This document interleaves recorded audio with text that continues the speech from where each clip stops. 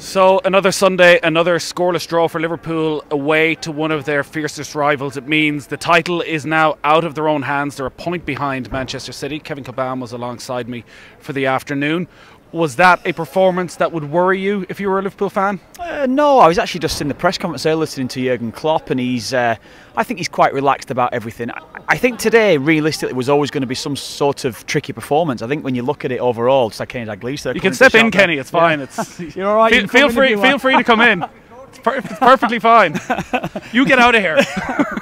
Oh, well, that's even better. No, but I think in general, I think realistically, the way that Everton have been playing, I think you look at it, and I said it just on the post-match of the commentary there, it's probably 2 points dropped, but this is always that type of environment where if you can get away with taking 3 points in this game, it is a hell of a bonus. So, yes, I think most Liverpool fans will probably feel that way, but I think Everton today did put it up to Liverpool, and it's a performance from Everton that that I haven't seen too often from them. So I think that's got to be the thing that Jurgen Klopp and Liverpool have got to take from it, really.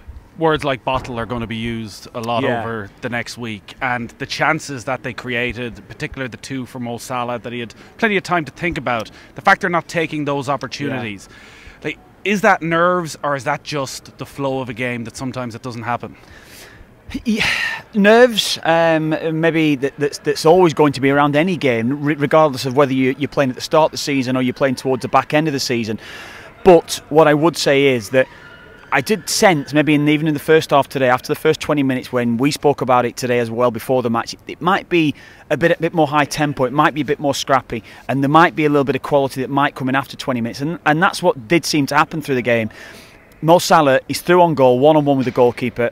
9 times out of 10 you're expecting him to score. Now he's had 2 gilt-edged chances today, and I think he should be scoring at least one of those, particularly the first one. That's what I'd say. The second one maybe should have gone with his right foot. He allowed Michael Keane to get back and make the challenge, but the first one, I said last season Mo Salah scoring that. So I think realistically, I mean, I thought the Fabinho one was probably the better chance, but if you're talking in relation to Mo Salah, I thought it probably was a little bit of an edgy performance from him today, a little bit nervy. From what I'd seen him and what we've both seen him so often, we've seen him so often so clinical, so free-flowing. Today we didn't see that from Mo Salah. These sides met in the space of a fortnight back in December, and Liverpool took 6 points from the games against Everton and Manchester United at home, and it was the substitutes that made the difference.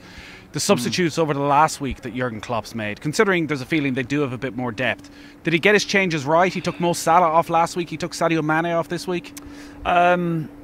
I was surprised that Mo Salah went off last week. That's certainly the case. Sadio Mane was having little impact on the game today. Now you can look at it and maybe say you're looking at his bench and you're looking at Shaqiri. Where was Shaqiri in the last couple of games? Why wasn't he getting on sooner? Why didn't he come on today? That is a thing that I'm maybe looking at if I'm thinking of Shaqiri there, because I think he's the one that might be able to have changed that game today, because simply that sort of game-changing play that they actually brought to the football club. Mane, you spoke about him prior to the game today, the form that he's in. He didn't have a lot in the game, did he? That was the thing. I thought a lot of the balls were bouncing off, and now that was largely down to Zuma and Keane that played up against him. I thought they played really well up against him because he's played through the middle today as a number 9, and he had very little influence on the match. So substitutions, yes, maybe slightly. Well, yes, I would say, and ultimately he probably could have got 1 or 2 of those decisions, or made 1 or 2 a different decision.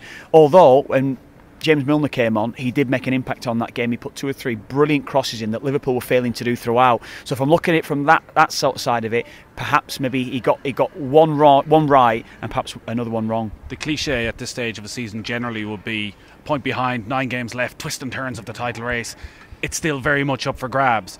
With the way City have sort of ground out 1-0 wins, like been totally dominant in both those games, do you think that there are those sort of twists and turns with this Manchester City side, or do you just see them powering on from here? I fancy City anyway. I've been saying that for such a long time as it is. I fancy City to win the league. I do. I think the depth of the squad. I think even the last 2 games make that even stronger for me. I know at Bournemouth yesterday, you look at it, the dominance they had, but they're only winning 1-0. The other night when they only win 1-0, I think that's a show of strength, because Man City have been blowing sides away. We've seen that City can do that. Have we seen the other side of it? Maybe that they can actually grind a result out when necessary, when the pressure's seriously on. And that suggests to me that they can with the last 2 results that they've had. I think the depth of the squad, the only thing that could go against them is you're going for 4 trophies. And of course, we all know that. We all know that could take its toll on the side.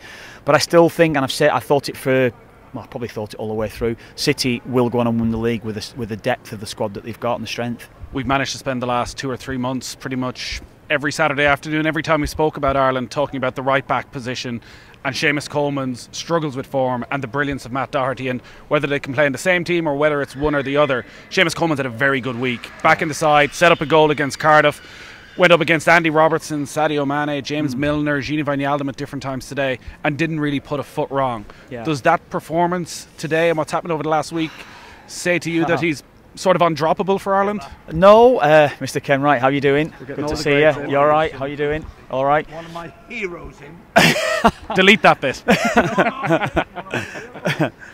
I don't know where we are now. Seamus. I mean, no. He's distracted. No, personally, I've never wavered from it, have I? I think that Seamus Coleman has to start every game. I think he's the captain. Yes, he hasn't been at his very, very best this season. I think the last few weeks or the last couple of games has shown me that he is as good as ever. I do think that he was absolutely outstanding today. I think getting forward, we saw him defensively. That's as good a performance as you're going to see from any right back that's around the place. So that was really telling today, that how well he played defensively, and I was really pleased about that from his point of view. But I've never wavered from the fact is that he's our captain. He simply has to play. I don't see Mick McCarthy making any other decision other than he will play.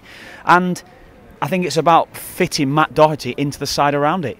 I feel like we should just stay here for another 20 minutes and do a live show and see who's the next person to walk past that we can somehow drag into camera. I don't think we'll top Kenny Dalglish though. No. Well, you've been pied off enough this week, haven't you? You've got Declan Rice and Kenny Dalglish. Bloody hell. Big names. The ego is gone. All right. We'll talk to you soon. Go on.